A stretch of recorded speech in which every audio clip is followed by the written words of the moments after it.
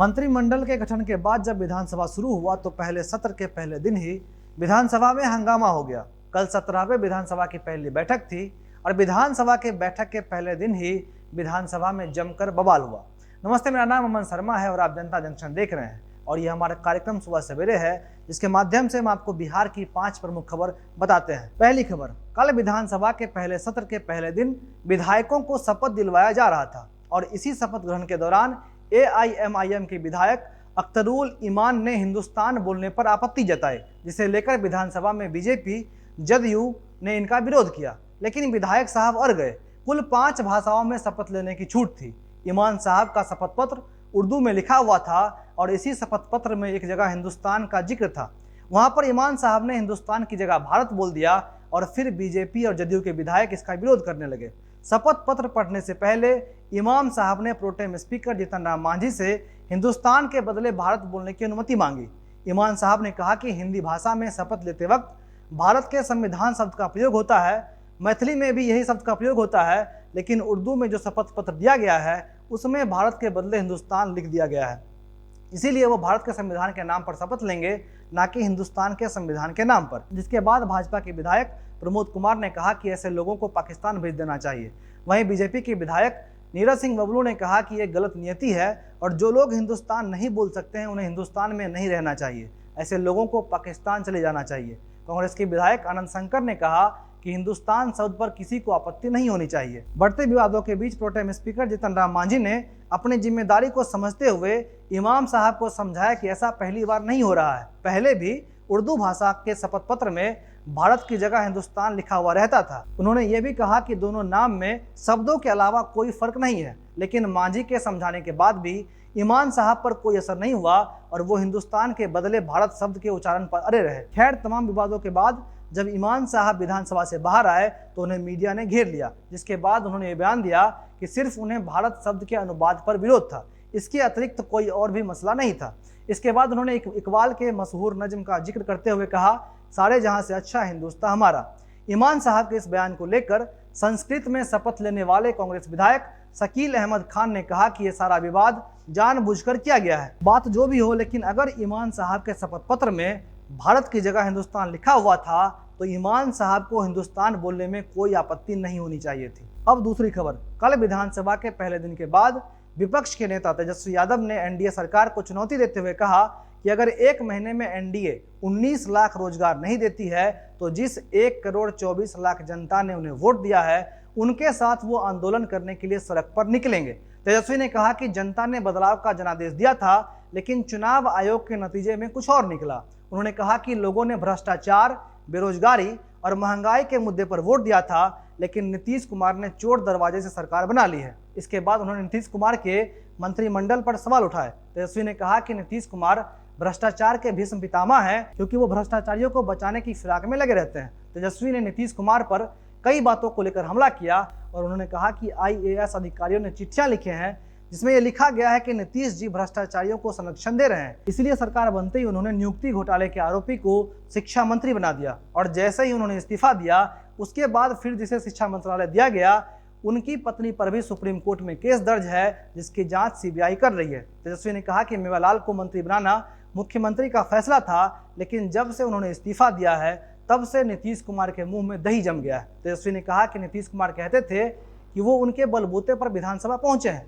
लेकिन इस बार जनता ने अपना जवाब दे दिया है और RJD सबसे बड़ी पार्टी बनकर आई है। आगे तेजस्वी ने कहा कि मेरे समय इनकी अंतरात्मा जागती थी, नैतिकता की बात होती थी, लेकिन क्या अब थोड़ी सी भी लाज शर्म नहीं बची है? क्या देश में ऐसा कोई मुख्यमंत्री है जिसकी पार्टी तीसरे नंबर की हो? एक पत्रकार ने तेजस्वी से पूछा कि विरोधी आप पर आरोप लगा रहे हैं कि अगर भ्रष्टाचार के आरोप में मंत्री इस्तीफा दे रहे हैं तो क्या आप भी नेता प्रतिपक्ष के पद का त्याग करेंगे, क्योंकि आप पर भी भ्रष्टाचार का आरोप लगा हुआ है। इस पर तेजस्वी ने सफाई देते हुए कहा कि उनके ऊपर उप मुख्यमंत्री रहते हुए कोई भी गंभीर आरोप नहीं लगा है और जितने भी केस उन पर किए गए हैं वो राजनीतिक षड्यंत्र के तहत किया गया है और उस वक्त किया गया जब उनकी मूंछ भी नहीं आई थी। इसके बाद उन्होंने नीतीश कुमार को चैलेंज करते हुए कहा कि हम मुख्यमंत्री को चैलेंज करते हैं कि मेरे 18 महीने के कार्यकाल के दौरान कोई भी आरोप सिद्ध करे। इसके बाद तेजस्वी यादव का एक ट्वीट भी आया जिसमें उन्होंने लिखा है कि एनडीए सरकार के वादानुसार अगर 1 महीने के अंदर 19 लाख नौकरी नहीं दी गई तो खेत खलिहानों से लेकर सड़कों तक विशाल जन आंदोलन होगा। अब तीसरी खबर, राज्यसभा सांसद रामविलास पासवान की मृत्यु के बाद जो एक राज्यसभा का सीट खाली हुआ है उसे लेकर अब चुनाव का घोषणा हो गया है। बिहार की इस राज्यसभा सीट के लिए 14 दिसंबर को उपचुनाव होगा, लेकिन अब तक इस सीट के लिए उम्मीदवार के नाम पर संशय बरकरार है। एलजेपी पहले कह चुकी है कि रामविलास की पत्नी रीना पासवान को राज्यसभा भेजा जाए। चुनाव के दौरान चिराग पासवान भी जिस तरह से बीजेपी के पक्ष में दिख रहे थे उसे यह साफ लग रहा था कि चिराग पासवान केंद्र में एनडीए से कुछ उम्मीद लिए बैठे हुए हैं। लेकिन दिक्कत यह है कि जिस तरह से बिहार विधानसभा चुनाव के दौरान चिराग पासवान ने सीएम नीतीश कुमार को टारगेट किया और जदयू के खिलाफ अपने प्रत्याशी उतारे, ऐसे में जदयू ने साफ कर दिया है कि अगर राज्यसभा की सीट के लिए एलजेपी के किसी प्रत्याशी का नाम तय होता है तो जदयू उसका समर्थन नहीं करेगी और जदयू के समर्थन के बगैर एनडीए इस सीट को नहीं जीत सकती है। राज्यसभा का यह सीट 2019 में रविशंकर प्रसाद के लोकसभा सांसद बनने के बाद खाली हुई थी, जिसके बाद चुनाव में सीट बंटवारे के समझौते के तहत बीजेपी ने अपने कोटे से रामविलास पासवान को इस सीट से राज्यसभा भेजा था। लेकिन कुछ दिन पहले ही रामविलास पासवान की मृत्यु हो गई और अब इस सीट के लिए गहमा गहमी बढ़ गई है। लोजपा चाहती है कि रामविलास की पत्नी इस सीट से राज्यसभा जाए, लेकिन दिक्कत इस बात से है कि सीट पर कब्जा उसी का होगा जिसे बीजेपी और जदयू समर्थन देगी। एलजेपी के सिर्फ एक विधायक विधानसभा में है, इसीलिए अगर सीटों के हार जीत के समीकरण के आधार पर देखा जाए तो बीजेपी और जदयू के बगैर इस सीट को जीतना मुश्किल है।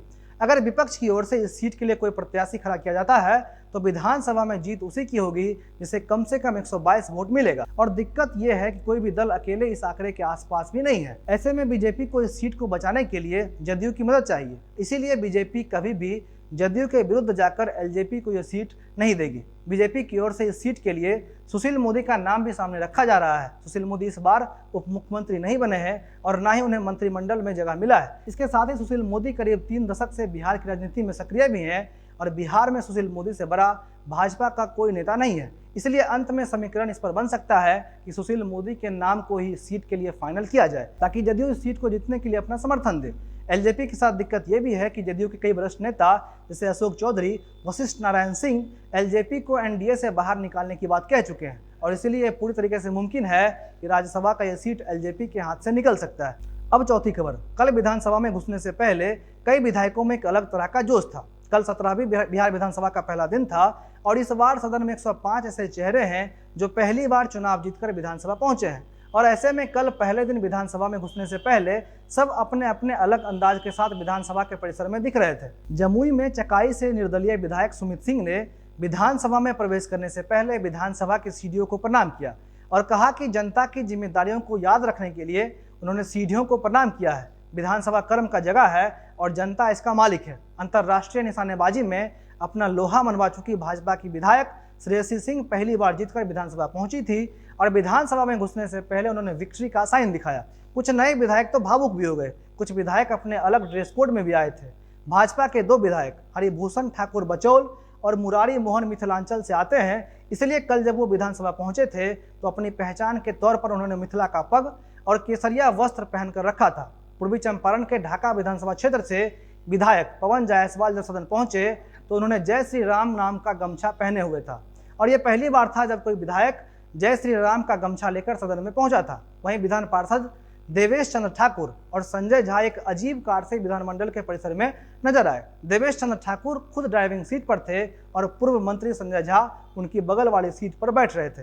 ये दोनों जिस कार से बैठकर विधानमंडल के परिसर में पहुंचे थे वो एक इको फ्रेंडली कार था और विधानमंडल के परिसर में ये कार कल पूरे दिन आकर्षण का केंद्र बना रहा। ये तो हुई सत्ता पक्ष की बात। अगर विपक्ष की बात की जाए तो विपक्ष के नेता सदन में घुसने से पहले पूरी तरीके से आक्रामक होते हुए दिखे। महागठबंधन के कई विधायकों ने सदन में घुसने से पहले सरकार का विरोध करना शुरू कर दिया और कल पूरे दिन बिहार विधानसभा में हंगामा ही हुआ। सत्र के पहले दिन ही डिप्टी सीएम तारकेश्वर प्रसाद सदन में सोते हुए नजर आए और अंदर लगी स्क्रीन पर साफ साफ डिप्टी सीएम के सोने की तस्वीर दिख रही थी। वहीं कुछ महिला विधायक सेल्फी भी ले रही थी। सेल्फी लेने में रश्मि वर्मा, शालिनी मिश्रा, किरण देवी और संगीता देवी शामिल थी। 17वीं विधानसभा का यह पहला सत्र 23 से 27 नवंबर तक चलेगा, लेकिन जिस तरह से विपक्ष अपने रंग में दिख रहा है इससे लगता है कि आने वाले समय में विधानसभा के बाकी बचे दिन भी हंगामे के साथ समाप्त होंगे। अब अंतिम और 5वीं खबर, छठ के बाद जैसे ही हाईकोर्ट खुला बिहार चुनाव के इस बार के हारे प्रत्याशी अदालत पहुंच गए।